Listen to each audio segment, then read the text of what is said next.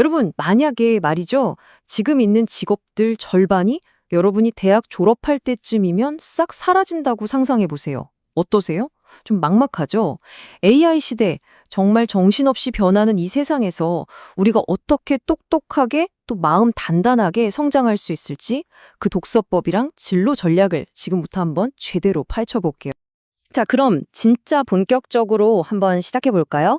아마 많은 10대 친구들이 미래에 대해서 어떡하지 하고 불안해할 텐데 그 불안감의 딱 중심에 있는 질문. 바로 여기서부터 출발해 보죠. 이게 그냥 먼 미래에 그럴 것이다 하는 얘기가 아니에요.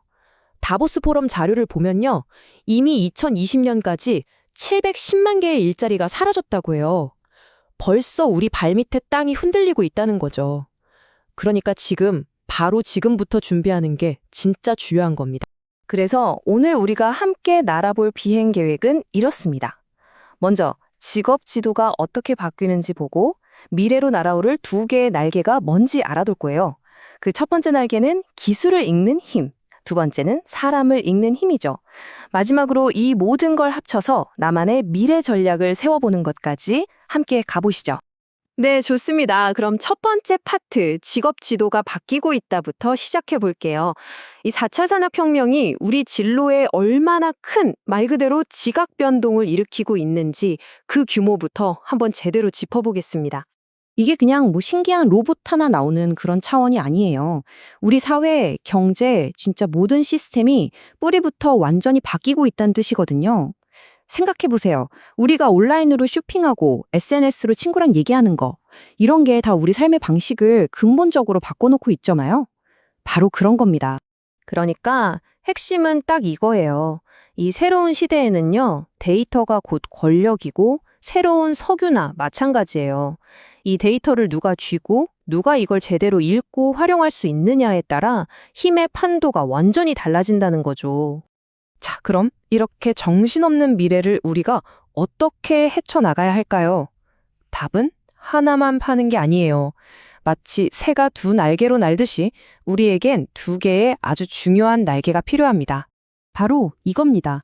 우리가 말하는 두 개의 날개가요. 한쪽 날개는 기술 문해력, 그러니까 새로운 세상의 도구랑 규칙을 이해하는 힘이죠. 그리고 다른 한쪽 날개는 인간 통찰력, 그 세상 속에서 나 자신과 다른 사람들을 깊이 이해하는 힘이에요. 이 두 날개가 있어야만 제대로 날아오를 수 있다는 겁니다. 좋아요. 그럼 이제 첫 번째 날개부터 한번 활짝 펼쳐볼까요? 바로 기술을 읽는 힘에 대한 이야기입니다.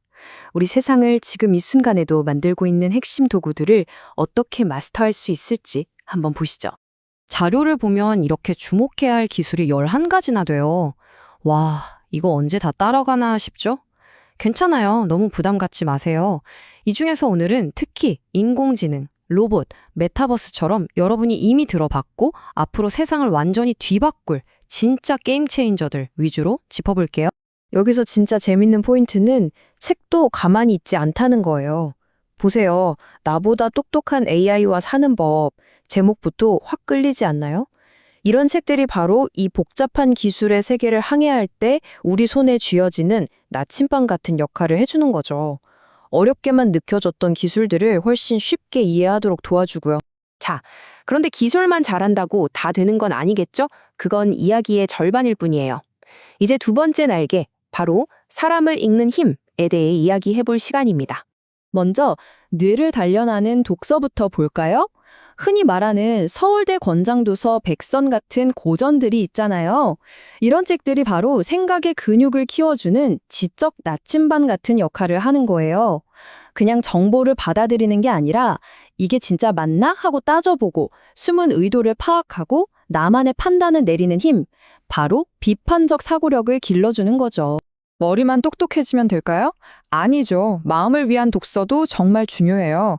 지적인 훈련을 넘어서 다른 사람의 마음에 공감하고 또 힘든 일이 있어도 툭툭 털고 일어나는 마음의 힘, 즉 정서적 회복 탄력성은 어떻게 기를 수 있을까요? 요즘 나오는 청소년 소설들이 바로 그 역할을 해주고 있어요. 여기 표에 나온 책들처럼요. 예를 들어 아몬드 같은 책은 감정을 잘 못 느끼는 주인공을 따라가면서 타인의 마음을 이해하는 게 어떤 건지 배우게 하고, 페인트는 가족이란 뭘까? 하는 근본적인 질문을 던지게 하죠.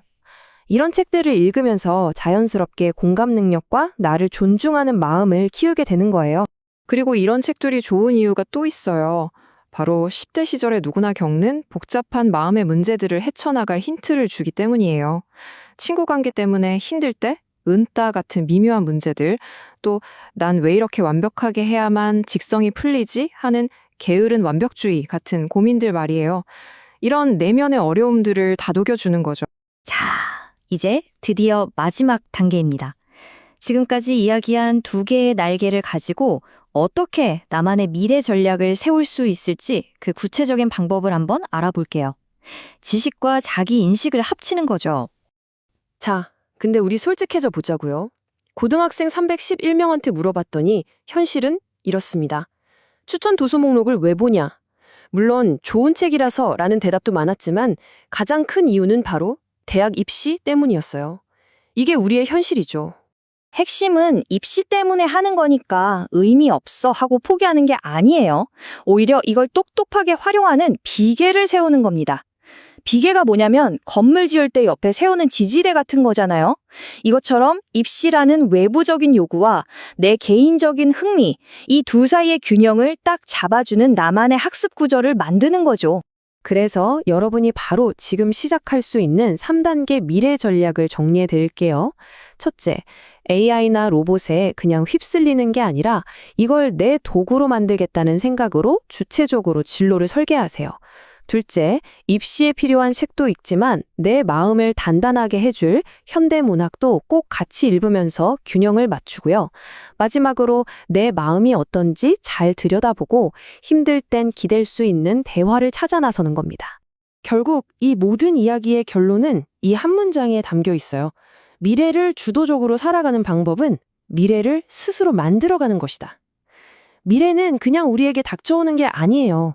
여러분이 직접 설계하고 만들어가는 여러분의 작품이라는 걸 절대 잊지 마세요. 자, 이제 여러분에겐 두 개의 멋진 날개가 생겼습니다. 이 질문을 마지막으로 남겨드릴게요.